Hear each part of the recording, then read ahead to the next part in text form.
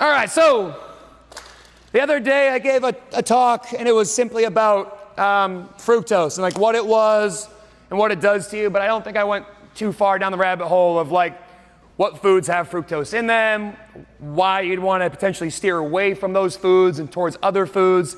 But I want to be really clear about something. When I talk about nutrition at the whiteboard and I talk about foods, I don't want us to necessarily get in the habit of like thinking of food as like bad or good. Simply, I should have more of this or I should have less of this. Because you all should be able to go to a birthday party and have a slice of cake and some ice cream. Don't be that weirdo. Celebrate your kids' birthdays. Go to anniversary parties. Have those things. Just don't live off of them. That's my main goal here, is to get people to realize that your food is fuel, and we want our fuel to support our exercise, which is just a universal term for our activity level, and not excess body fat. You know, I've had this conversation with people before. You know, we talk about, are you coming to CrossFit consistently? And it's like, yeah, I'm coming in consistently. And I've been here for about, a year. And like, I've gotten fitter, but my body hasn't changed. Where do you think my mind instantly goes? What you're putting in your face. Nutrition, yes. What are you eating, all right? It is impossible to train the way that we train and eat clean and not see results. Sure, there might be that 1 in a million case. It's probably not you. It's me. It's probably not you. And again, the point what I'm saying here is that, yes, there do exist people that struggle to lose weight and have, very consistent attendance, do pretty well with their diet and still don't see the results, but they're the exception, not the rule.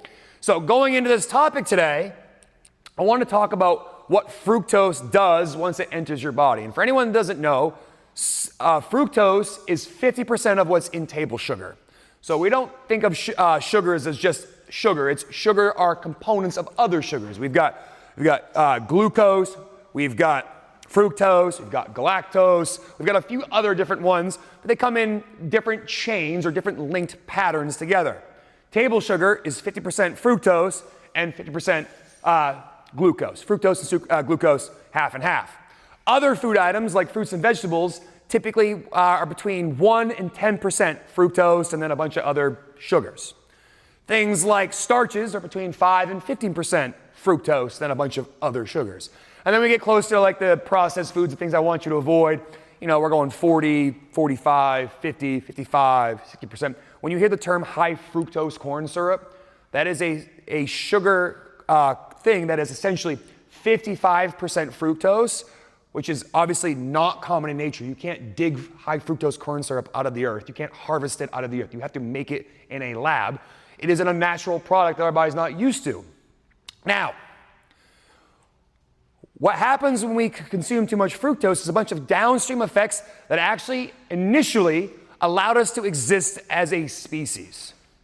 So sometime, I don't know the exact date, so don't hold me on this, but in our history as primates, we went through a period of when food was scarce, and we lost something called a uricase mutation in our liver. Now, that is beneficial for us when food is scarce because it allows us to store fat. Having the uricase mutation allows us to take food in and store fat. It's also what allows bears who hibernate to put on hundreds of excess pounds so they can survive hibernation. It works awesome if food is scarce. We don't live in that environment. We can go over there about, I don't know, what's it, a quarter mile, Matt, so? 800 meters? You wouldn't know, right? A little less. Well, how many feet's the donut aisle? 735. We live close enough to things like that, and those foods are cheap and inexpensive to the point where they're really easy to access, and we don't live in an environment that needs the ability to store excess body weight. In fact, most of us would like to have a lot less of it. But the problem here is fructose kicks off a cascade of processes in your body that release things like uric acid, which further damages the body. So when you take in something that has a high fructose content, fructose is digested and processed in the liver. So you take in, let's just say, Cocoa Puffs. Those probably have a decent amount of high fructose corn syrup in them. You take those in, and all of a sudden, inside your liver, you have increased phosphorylation in your cells. Now, that might not mean anything to you, and that's okay. Excuse me, not increase, decrease. That might not mean anything to you right now, but what that does is it sets off a cascade of other effects that affect enzymes in your liver, which help produce higher levels of uric acid. Now, there is a doctor, the Dr. Richard Johnson, that I was talking about last time we had this conversation, who theorized that the problem with our diet isn't necessarily just sugar, but fructose, because of what it does to you in creating unregulated AMPK and uric acid. And then again, the uric acid affects other systems within your body that causes further positive feedback loops, which basically means it continues to make things worse and worse and worse as a result of eating too much fructose. So as a result of creating uric acid in your liver, which is a byproduct of having too much fructose, that uric acid then goes out into your circulation. Some concerns with that. First, it can go into your pancreatic cells, your islet cells, and it can create inflammation, which can cause insulin deficiency. Basically, you cannot make the insulin your body needs to get the sugar out of your bloodstream and into your cells. It can also go to your adipocytes, which are these cells that tell your body when it's time to either absorb nutrients and store them as fat, or if you have excess, to release, or if you have a deficit where you need energy, to break down fat tissue so that that fat is used for fuel the way it is supposed to be used. You also have endothelial dysfunction. So, one of the common issues is like, why do people get hypertension? Well, we're supposed to have this vascular system that expands and contracts as we need to get blood to certain places. But as we get more and more damage to these tissues, they don't work the way they're supposed to, and they can end up constricting to the point where they cause hypertension or increased blood pressure. We also can see it affect the skeletal muscle. When you have a high concentration of uric acid and you're flowing through your veins, your skeletal muscle becomes dysfunctional at uptaking insulin, which allows the sugar in your bloodstream to go from your bloodstream into your muscle cells where they're supposed to fuel said muscle cells. So all of a sudden you are less able to take sugar from your diet and put it into your tissues the way it's supposed to work to fuel said tissues. And then furthermore, they have found that higher elevated levels of uric acid is also correlated with damage to your bones and connective tissue. So things like arthritis can be a big common complaint of people who have high uric acid levels. Increased blood pressure, what we already talked about. Increased triglycerides, because one of the products of having high levels of fructose in your diet is that your liver will respond by making excess fatty acids, which then goes into your bloodstreams and gives you essentially non-alcoholic fatty liver disease, but also high triglycerides. Diabetes, again, we're talking about how insulin's not working and how insulin's no longer absorbed. Gout, kidney stones, heart disease, talked about the endothelial cells not working, the heart not working its way it's supposed to. Kidney disease, so against these renal issues like your glomerular heads stop working the way they're supposed to and filtering the blood essentially just causes a further downstream effect. And then last but not least, all of these things compound. The high blood pressure, the high triglycerides, the hypertension, all of these things into what's something called metabolic syndrome, which basically means you have all these things going wrong and nothing's going good. So how do we fix this? What is the solution? I don't want you guys to think you, again, cannot have a slice of birthday cake at a birthday party. But realize if you have a lot of your diet that comes from the processed food land, the center of the grocery store, you are going to be consuming a higher percentage of your diet from fructose, which then can lead you down this path. Is it going to happen from one meal? Absolutely not. But it's the consistent decision to make the cheap, easy, fast option ahead of taking the time to food prep and eat real food that causes these problems to happen and takes us further and further away from doing what's up on that poster for 100 Words of Fitness, which is to eat food that supports our exercise, meaning our activity, but not body fat. Do you guys have any questions? Yes, Derek. Would this be visible like in a blood lab to see elevated levels of sugar? What they would look for, you could get your HbA1c tested to see how you've been doing with your blood sugar, but more often than not, they'd be testing your uric acid levels in your blood.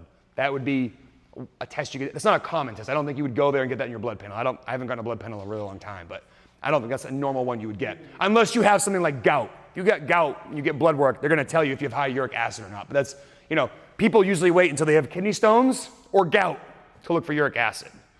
Right, because elevated blood pressure. That could be anything, right? Yeah. Oh, in the eyes of the doctor, that could be anything. No offense, Felicia, you are a doctor, but not that kind of doctor I'm talking about. So when Yes, Dave. you're perusing the grocery store and you read labels, and you flip it over, and there is is some added sugar, what's a level to stay away from? Or what's a level that is... You're going to hate when I say this, but I mean, Almost everything has it. personally, I would just try to get 0 added sugar. You know, if again, we're talking about what the person's goals are. Is 0 added sugar realistic for most people? Probably not. But if you're concerned about it, measuring how much you're getting is a great place to start. That way you realize, like, you know, if you go and look at like medical research, it's gonna be like between 28 and 35 grams of added sugar a day, and then you read who said that. And it's the American Diabetic Association, who's directly funded by big agriculture. So of course they have a vested interest in not saying that no sugar is good for you. But also, that's not a realistic thing for most people, because most people don't have gardens, they don't harvest their food themselves, they get a turkey club. Turkey club, they got the bread's got a little bit of carbs in it. They got the sauces on it, they make turkey club taste good. So it's not dry chicken or dry turkey. You know, these things are, I don't want anyone to get in the universal like yes or no, good or bad, but it's to realize that like the more stuff that comes from the center of the grocery store, the more things that have food labels on it, you see added sugar, the more of this you're getting into your body. And again, a little bit's not going to do a ton of damage, but a lot of it consistently is where we have the problems. I don't know if that answered your question, but I don't have enough time here, so I'm going to grab that package of instant oatmeal, but that has added sugar, where the other stuff that's going to make you... Well, actually, I had this conversation with Felicia based on a conversation we had about her diet. And, you know, there's a common thing like, you know, I'm too busy, I don't have enough time. And there's a really, really cool, super old CrossFit Journal article from like 2002 where Greg, this guy that started CrossFit, had 2 groups of 2. He sent one group of 2 over to Dairy Queen. And he sent one group at the grocery store, and they're about equidistant apart. He goes, I want to know how long it took you to buy your lunch, and I want to know how much it cost. Both groups come back. Group from Dairy Queen spent, I don't know, forgive me, this is like 2002, like $6. And it took them 17 and a half minutes. The group that went to the grocery store spent like 16 minutes and spent $5. So like, does it take some planning to make it happen? Sure, but it's a little bit easier than you think. And I know that technology is not everyone's friend, but when Felicia and I were talking about this, I'm like, you could literally open up a phone app that's called Chat GPT and say, I'm going to the grocery store. Tell me how I can get something that's high protein, high fat, and low carb without cooking anything, and it will spit out. Buy 6 ounces of turkey breast, buy 2 ounces of almonds, get 2 apples, and there's your meal. So like, it does take a little bit of thought to get through, but you can go to the grocery store. You even go to a gas station. You go to a gas station, you get a couple hard-boiled eggs, they got a piece of fruit there usually, and buy one of those travel packs of almonds. You get a really complete meal there. Now, do I want you to eat that for every meal? No, but like, that's a really good workaround if you're, busy, which is usually the reason why people make bad food choices. It's out of convenience and out of timing. I don't have time to do this today. And, I could leave here right now, go to that grocery store, I think I'd be back in less than 12 minutes with a meal that would fill me up from this workout, make me feel good, and not have any sort of negative hangover effects that would last because I ate a bad food choice. Any other questions? This is not for right now, but if you ever have any other topics you're interested in, like I'm always looking for ideas. If I don't know the answer, I'll probably say give me some time to think, look it up and figure it out. But I want to do more of these. So I hope you guys find these informative. And anyone that didn't catch all of that, I am going to post this via email and via Facebook and whatnot. So thanks for hanging out, guys. Hope you had a good workout, and I'll see you next time.